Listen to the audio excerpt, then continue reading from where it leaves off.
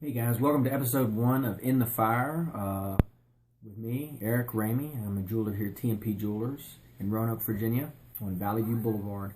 Today what we're going to be doing is I'm making a wedding band. I'm already halfway through the process to try to expedite the video, but I want to show you basic soldering and how I'm going to solder it together. So I hope you guys enjoy it. I'll be doing a lot of these videos to give you an idea of, you know, some of the things we do to your stuff when you bring it in for repair and some of the things that we make. So I hope you enjoy. Alright guys, the first thing we're going to do, we have this wedding band. As you can see, I've already got it halfway rolled out into the correct shape in order to expedite this video. The next thing I'm going to do to finish it is, and what I've been doing is I'm going to put it on this mandrel here, and I'm going to go through and finish rounding it out.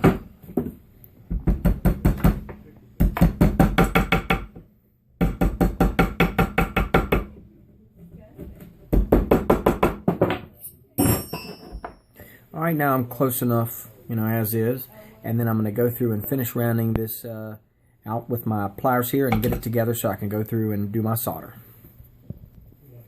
Alright guys, as you can see, I've got the band together now. As you can see, it's not in round yet, but we're not worried about that because once I get it together, we will get it in round here. Now I'm going to go through and solder. In order to solder, I'm going to be using 14 karat white. This band is 14 karat white, so I'm using 14 karat white hard solder.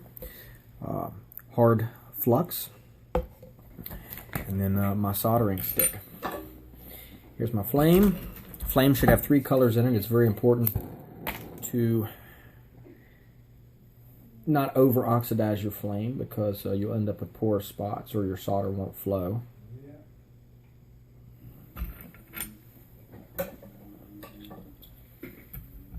I'm going to go through. I'm going to apply my flux on the top and on the bottom. I'm going to put a little flux on my soldering stick because it makes it easier to pick up my solder. As you can see, I've already cut off my piece of solder here. I'm going to go through and I'm going to get the flux off the stick so it doesn't knock the solder off. All right.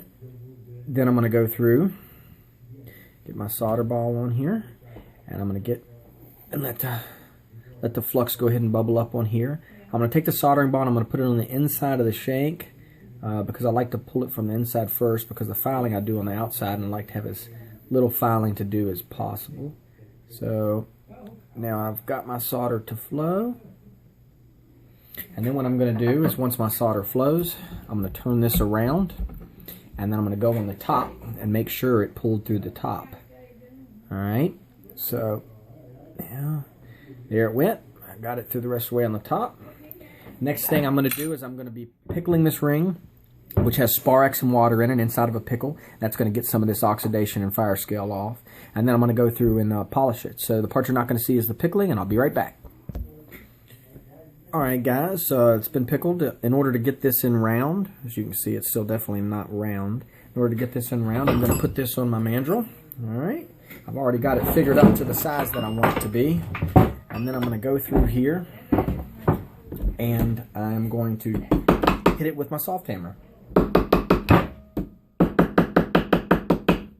I'll be right back to show you what that looks like when I'm done. Guys, as you can see, I've got this in perfectly round. You can see where the solder is there. The next thing I'm going to do is I'm going to take 400 grit emery paper, and I'm going to go through and I'm going to seam this solder in so you don't even notice where I did it.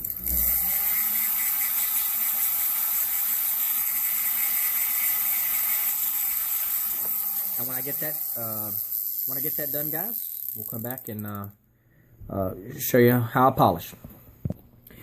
Alright guys, as you can see here, we're done. Alright, you can't tell anything that I did. This was rolled out from sizing stock. You have a size 6 3mm wedding band here. So that is it for the video. The parts that you didn't see was where I went through and finished and polished it with rouge, a semi-abrasive, and then a final polish, which I use yellow rouge.